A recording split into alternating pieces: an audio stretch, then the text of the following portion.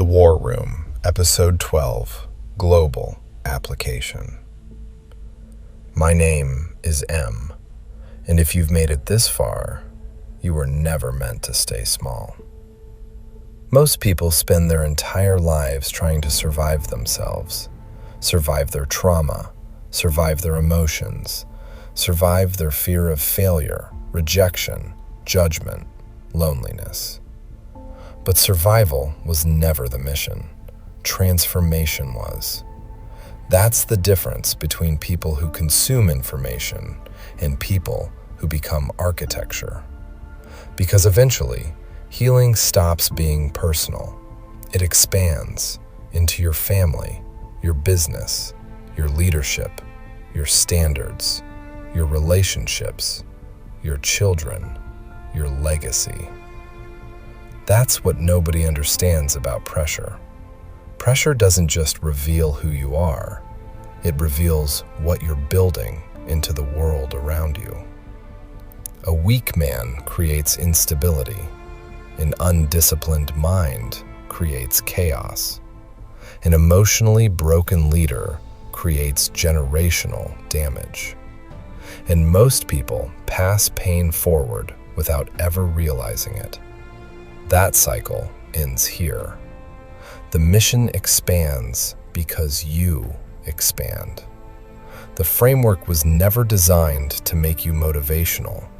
It was designed to make you dangerous to dysfunction, dangerous to weakness, dangerous to self-deception, dangerous to emotional chaos, dangerous to the patterns destroying families, cultures, businesses, and identities from the inside out. That's why this ecosystem evolved beyond a podcast. Because the world does not need more entertainment. It needs emotionally disciplined people capable of leading under pressure. People who can think clearly while others panic. People who can stabilize environments instead of infecting them with emotional instability.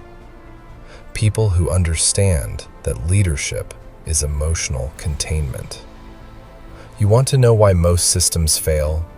Because people build externally before they build internally. No discipline, no emotional control, no identity, no structure.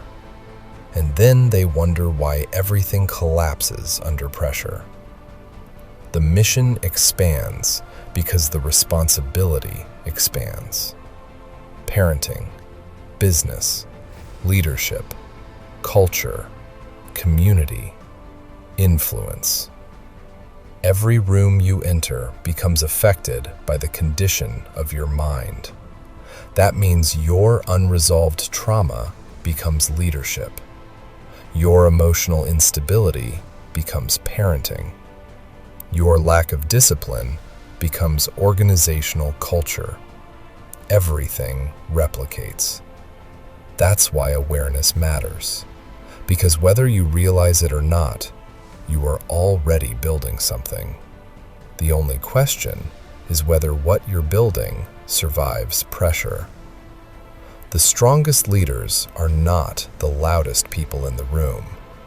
They are the people who can absorb chaos without becoming it. The people who remain calm while environments collapse. The people who can carry pressure without transferring it to everyone around them. The people who learned how to suffer without infecting others with suffering. That is command. And command begins internally. The framework is not about perfection. It's about construction, layer by layer, decision by decision, standard by standard, until your life stops looking reactive and starts looking intentional. That's when the mission changes. Because once you rebuild yourself, you become responsible for what grows around you. Your bloodline, your business, your standards, your legacy. That's how movements begin. Not through attention, through architecture. And architecture outlives emotion. The mission expands because now you understand something most people never will. Your life was never just about you. Every decision echoes forward, into people, into systems, into generations. That is the real war, and some of us were built for it. And the mission has only just begun. My name is M, and this is The War Room.